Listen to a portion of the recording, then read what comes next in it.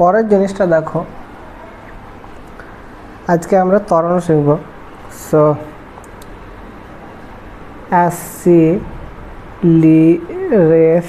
অ্যাসিলারেশন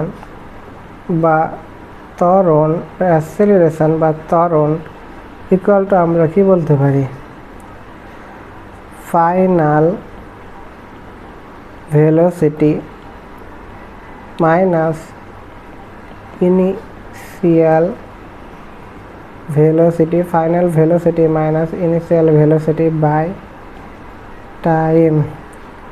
final ভেলোসিটিকে আমরা V, initial ভেলোসিটিকে আমরা ইউ বাই টি, ত্বরণকে আমরা এ দিয়ে ডিনোট করি। সো আমরা বলতে পারি V equal to U plus A T. এটা আমরা পেলাম সমীকরণ। তো এটা দেখো আমরা লেখচিত্রের মাধ্যমে করব। সাপোজ তুমি একটা দৌড় প্রতিযোগিতায় অংশগ্রহণ করেছো, তো কি হবে, প্রথমে তোমার ভেলোসিটি 0, টাইমও কি ছিল, টাইমও 0। যে টাইম স্টার্ট হলো তারপর কি তোমার বেগ আস্তে আস্তে কি, তুমি যত এগোবে ভেলোসিটি তোমার তত বাড়তে থাকবে। সাপোজ তোমার কিছু টি ইকুয়াল টু 1 সেকেন্ড পর তোমার ভেলোসিটি দাঁড়ালো ভি ইকুয়াল টু 1। আস্তে আস্তে তোমার ভেলোসিটি বাড়লে পরের মুহূর্তে তোমার যে ভেলোসিটি হচ্ছে সেটা দেখো টি ইকুয়াল টু 2 সেকেন্ডে তোমার ভেলোসিটি হচ্ছে ভি ইকুয়াল টু 2। আবার তুমি যদি দেখো তো ভি ইকুয়াল টু 3 সেকেন্ডে তোমার আবার ভেলোসিটি হচ্ছে 3। এভাবে তুমি যদি আস্তে আস্তে দেখো ভি ইকুয়াল টু 4 সেকেন্ডে তোমার আবার যে ভেলোসিটিটা হচ্ছে, দেখো যত তুমি দৌড়ে যত তুমি সামনের দিকে এগোচ্ছ তত তোমার ভেলোসিটি বাড়তে থাকছে। তো এখানে কি, এখানে একটা ত্বরণ হচ্ছে, সেই ত্বরণটা আমরা বের করব। সো যদি আমরা A point, B point, C, D, E এই পয়েন্টগুলো যদি আমরা নির্দেশ করি, তাহলে দেখো আমরা যেটা পাচ্ছি দেখো এ বি পয়েন্টের মধ্যে। সো এ অ্যাক্সিলারেশন ইকুয়াল টু এ আর বি পয়েন্টের মধ্যে যদি দেখি, এ আর বি পয়েন্টের মধ্যে ওর ইনিশিয়াল ভেলোসিটি কত ছিল, ইনিশিয়াল ভেলোসিটি ছিল 0, ফাইনাল ভেলোসিটি কত হয়েছে 1, টাইমের ডিফারেন্স কত 1 মাইনাস 1। সো এখানে আমরা যে অ্যাক্সিলারেশনটা পাচ্ছি 1 না, যখন সময় হয়নি 1 মাইনাস 0। সো আমরা যে অ্যাক্সিলারেশনটা পাচ্ছি 1। সেকেন্ড ক্ষেত্রে বি আর সি পয়েন্টের ক্ষেত্রে দেখো অ্যাকচুয়ালি একই জিনিস। তোমার ভেলোসিটি কত ছিল 1 ছিল, তোমার ভেলোসিটি কত হয়েছে 2। সো 2 মাইনাস 1, তোমার টাইম কত ছিল 1 থেকে 2 হয়েছে। So 2 minus 1 equal to 1। দেখতে পাচ্ছ, এভাবে তুমি একটা অ্যাক্সিলারেশন নির্ণয় করে নিলে। তুমি যদি ভাবো এবার ডিসপ্লেসমেন্ট নির্ণয় করবে, তো এবার এই যে ডাটাগুলো তুমি পেয়েছো সেগুলো তুমি যদি বসিয়ে দাও, ভি কমা টি এর যে ডাটাগুলো যদি পেয়েছো সেগুলো তুমি যদি বসিয়ে দাও, তো আমরা প্রথমে যে ডাটা পেয়েছি সেটা 0 0, তারপরে যে ডাটাটা পেয়েছি সেটা 1 1, তারপরে যে ডাটাটা পেয়েছি সেটা 2 2, তারপরে যে ডাটাটা পেয়েছি সেটা 3 3, তারপরে যে ডাটাটা পেয়েছি সেটা 4 4। এই ডাটাগুলো যদি আমরা ভি কমা টিতে বসিয়ে দিই, তাহলে দেখো আমরা কি পাচ্ছি ভি টি। এগুলো তো যদি আমরা বসিয়ে দিই তাহলে দেখো আমরা কি পাচ্ছি, আমরা পাচ্ছি এখানে একটা পয়েন্ট পাচ্ছি আমরা 2 3 4, 1 2 3 4। দেখো এখানে আমরা একটা পয়েন্ট পাচ্ছি 1 1 পয়েন্ট, আমরা এখানে একটা পয়েন্ট পাচ্ছি 2 2 পয়েন্ট, আমরা এখানে একটা পয়েন্ট পাচ্ছি, আর আমরা এখানে একটা পয়েন্ট পাচ্ছি। সো এগুলোকে যদি আমরা আস্তে আস্তে দেখো যোগ করে দিই, তাহলে দেখো আমরা যে এরিয়াটা পাচ্ছি, এই এরিয়াটাতে হচ্ছে কি, এই এরিয়াটাই হচ্ছে তুমি কতটা পথ অতিক্রম করেছো, ডিসপ্লেসমেন্ট। ডিসপ্লেসমেন্ট ইকুয়াল টু ও A B equal to half. যদি তুমি এটাকে ধরে নাও ভি, এটাকে তুমি যদি ধরে নাও ভি, এটাকে তুমি যদি ধরে নাও টি, সো তুমি এখানে বলতে পারো হাফ ভিটি, বা তুমি এখানে বলতে পারো ভিকে কি লিখতে পারি হাফ। ভি অলরেডি এখানে 0 ছিল, সো আমরা এখানে লিখতে পারি V minus 0/t into T square. ওপর নিচে টি দিয়ে গুণন ভাগ করলাম, তো আমরা দেখো কি পাচ্ছি, এটাকে কি লিখতে পারি, এটা একটা ত্বরণ, so half a t square. তো তোমরা তো জানো এখানে ও পয়েন্টে বেগ কত ছিল 0, বি পয়েন্টে বেগ কত ভি, তাই আমি ত্বরণ কি লিখতে পারি, ত্বরণ লিখতে পারি V minus u/t। So V final velocity, initial velocity 0, time কত টি।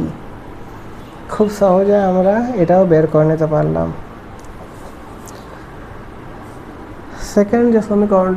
সেকেন্ড সমীকরণটা তোমরা দেখতে থাকো। আমরা যে সমীকরণটা সেটা এটা বের করব, s equal to u t plus half a t square.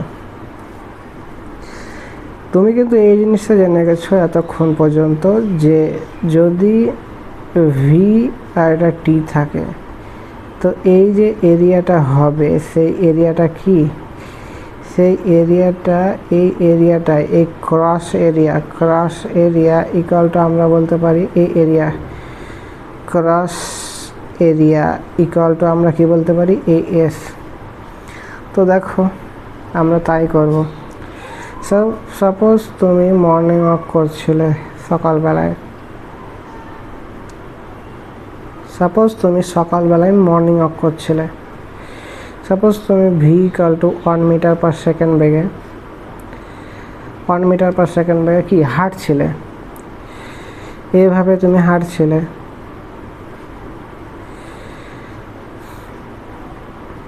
V equal to 1 metre per second বেগে তুমি হাঁটছিলে, V equal to 1 metre per second বেগে তুমি হাঁটছিলে।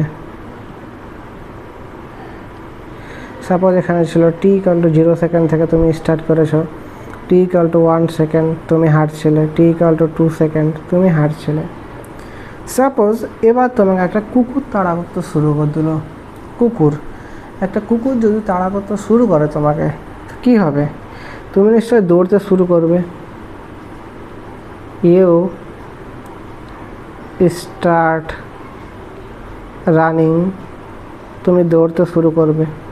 তো দৌড়তে শুরু করার জন্য তোমার কি হবে, তুমি দেখো তোমার যে বেগ, দেখো তোমার আস্তে আস্তে বাড়তে থাকবে, কত হবে, তারপর তোমার বেগ হবে, সাপোজ তুমি তাড়া করতে শুরু করলো, আর তুমি A equal to 1 metre per second বেগে ত্বরণ নিয়ে দৌড়তে শুরু করলে। তো টি ইকুয়াল টু 3 সেকেন্ডে তোমার যে বেগটা হবে, তুমি দেখো সে বেগটা হবে 2 metre per second. T equal to 4 সেকেন্ডে যে বেগটা হবে সেটা দেখো তুমি এখানে পৌঁছে যাবে। সো তুমি তারপর দেখো 3 মিটার পার সেকেন্ড বেগ হয়ে যাবে টি ইকুয়াল টু 4 সেকেন্ডে। তারপর আস্তে আস্তে তোমার আস্তে আস্তে বেগ বাড়তে থাকবে, 4 মিটার পার সেকেন্ড হয়ে গেল টি ইকুয়াল টু 5 সেকেন্ড। আস্তে আস্তে তোমার বেগ বাড়তে থাকবে যতক্ষণ না তুমি 10 মিটার পার সেকেন্ড পর্যন্ত পৌঁছে যাও। কারণ মানুষ 10 মিটার, বেশিরভাগ মানুষের ক্ষেত্রে, কমন মানুষের ক্ষেত্রে 10 মিটার পার সেকেন্ডের বেশি আমরা দৌড়তে পারি না। তো তুমি যদি এই গ্রাফগুলো প্লট করো, দেখো কি পাচ্ছ, ভি কমা টি এর যদি তুমি মানগুলো দেখো, তো তুমি যে মানগুলো পাবে সেটা 1,0 মান পাবে, 1,1 মান পাবে, তুমি দেখো 1,2 মান পাবে, তুমি দেখো 1,3 মান পাবে, 1,4 মান পাবে, 1,5 মান পাবে, এখানে 1 না, কারণ 3 এর পর তোমার বেগ আস্তে আস্তে বাড়তে শুরু করে দিয়েছে। t = 3 সেকেন্ডে তোমার বেগ হয়ে গেছিলো 2 metre per second. Sorry,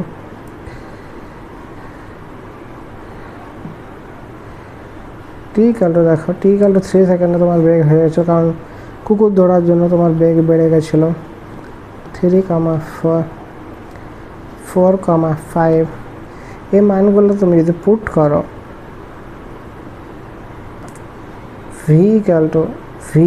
v গ্রাফে তুমি যদি এই মানগুলো পুট করো তাহলে দেখো কি পাবে, 1 2 3 4 5 6 7 8, 1 2 3 4 5 6 7 8 পুট করো তুমি এখানে একটা মান পাবে, এখানে একটা মান পাবে 1,0, তারপরের মানটা তুমি এখানে পাবে, তারপরের মানটা তুমি এখানে যাবে, কিন্তু তারপরে যে মানটা পাবে সেই মানটা তুমি এখানে পাবে, তারপরের যে মানটা তুমি এখানে পাবে, তারপরের যে মানটা তুমি এখানে পাবে। সো তুমি যে মানটা পাবে আস্তে আস্তে এটা আস্তে আস্তে তোমার বেগ আস্তে আস্তে বাড়তে শুরু করলো। তো অলরেডি তুমি দেখেছো যে এই যে টোটাল এরিয়াটা সেটাই হচ্ছে তোমার যতটা ডিসপ্লেসমেন্ট তুমি কভার করলে।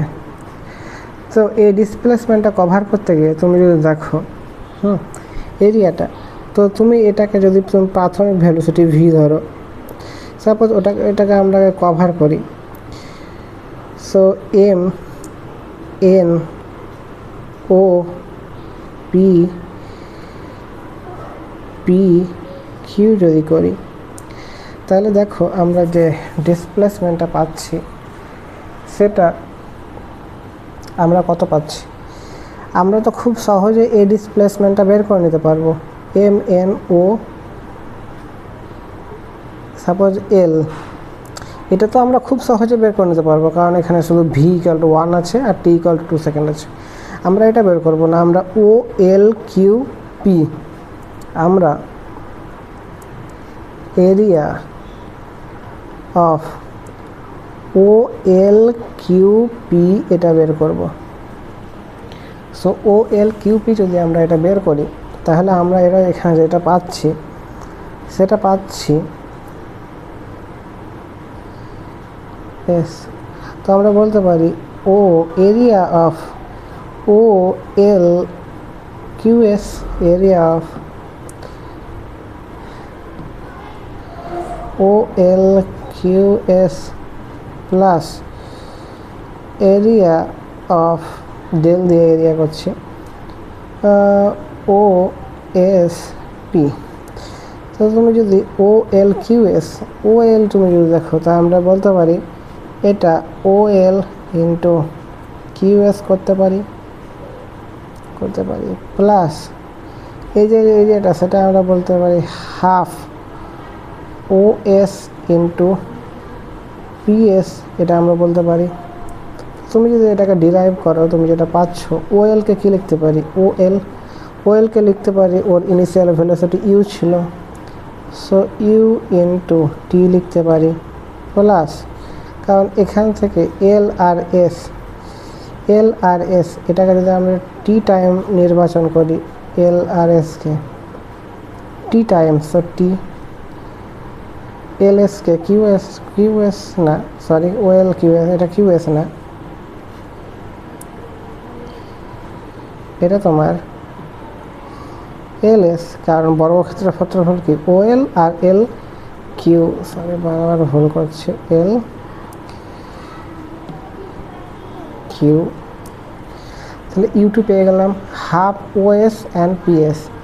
o s কে আমরা লিখে দিই half into t, p s কে কী লিখতে পারি, এটা হচ্ছে এতদূর পর্যন্ত u আর এখানে হচ্ছে v, তো আমরা এখানে লিখতে পারি p s কে v মাইনাস u। তো এটা আমরা কোন টার্মে করব, এর টার্মে, তো আমরা দেখো এখানে কি লিখতে পারি u t plus half v minus u by t t square লিখতে পারি। তো এখানে আমরা বলতে পারি u t plus half a t square. খুব সহজে আমরা পেয়ে গেলাম অ্যান্সার।